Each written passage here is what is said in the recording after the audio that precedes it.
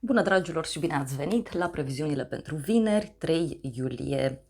Este o zi în care noi, doamnele și domnișoarele, vom avea și tendința spre rebeliune, spre libertate, dar trebuie să fim și atente pe drame, da? Pe drame și pe anumite ambiții care pot răsturna destul de mult anumite lucruri. Dar este o zi de vineri cu o tentă așa de revoltă în general și este o zi de vineri cu o tendință spre libertate, însă ni se cere vineri totuși să punem o oarecare frână prin viața noastră, pentru că e posibil ca lucrurile să fie destul de dinamice, destul de grăbite. Uite, este o zi de vineri bună pentru a discuta sincer anumite lucruri, pentru a avea curajul să recunoaștem anumite aspecte față de noi, față de cineva anume, și este o zi așa despre socializare în general vorbind.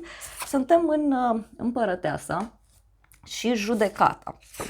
Deci o zi în care pot apărea vești interesante legate de bani, legate de confortul nostru. Poate să fie și o zi de vineri în care cu toții așa vom fi pregătiți să spunem mult mai clar lucrurilor pe nume, mai ales acelor aspecte care valorează ceva, și în general veți vedea că este și o zi de vineri care predispune și spre mici mari tensiuni în dragoste, dar și spre pasiune. Este o zi în care se iau decizii destul de puternice, să știți, în sfera dragostei, în sfera prieteniei, poate pe anumite planuri de viitor, poate la anumite planuri mai renunțăm, însă în general veți vedea că va fi așa o dorință în general în lume de afirmare, de apreciere, de a ieși în evidență, și totuși este și o perioadă în care ni se cere să înțelegem că da, fiecare om e special în felul său, dar câteodată trebuie să ne mai pierdem și în mulțime, câteodată trebuie să ne mai supunem și anumitor reguli. Chiar și așa, repet, femeile pot fi ceva mai rebele, mai vorbărețe în ziua de vineri și pot fi cele care iau cuvântul, da? Într-o ședință, într-o adunare de oameni. Eu zic că în general este o zi de vineri bună, da? Chiar dacă, așa cum spuneam, ziua de vineri poate să vină cu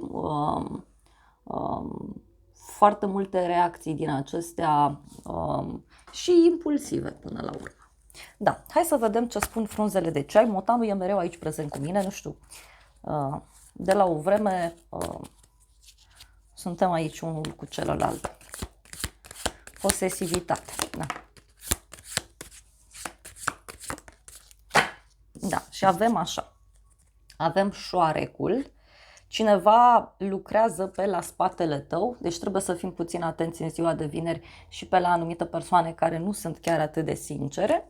Iar apoi avem steagul. Nu lăsa jos standardele tale.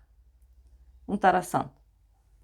Bineînțeles că este și o zi în care fiecare o să vedem că e posibil să fie ceva mai orgolios, mai orgolioasă și să nu lase jos anumite standarde pe care le are, anumite idei. Și avem aici la bază o energie masculină. Da? Avem bărbatul a relaționa sau a comunica cu un bărbat. Interesant. Deci o zi destul de benefică, aș spune eu. Ești pe calea cea dreaptă. Privește anumite aspecte din viața ta. Da. Deci o zi în care, da, energia asta masculină mai poate domoli lucrurile, însă, repet, poate să fie și o zi de vineri în care putem să avem curajul necesar să facem ceva pentru sufletelul nostru, să facem ceva pe cont propriu. Deci o zi bună. Acum vreau să vedem pentru fiecare zodie în parte ce se întâmplă și te invit cu drag pe aplicația mea să vezi ce anume se întâmplă pentru zodia ta în ziua de vineri. De asemenea, au apărut previziunile pentru luna iulie. Te invit cu drag să le vezi pe aplicație gratuit. Și de asemenea, tot acolo aveți acel webinar cu cei 7 pași magici, la fel îl puteți vedea. Vă aștept cu drag pe aplicație și mai urmează surprize foarte, foarte plăcute. Vă îmbrățișez cu drag și vă invit să vedeți ce se întâmplă pentru zodia voastră strict ziua de vineri, pentru că e o zi așa cu un aer ușor nebunesc.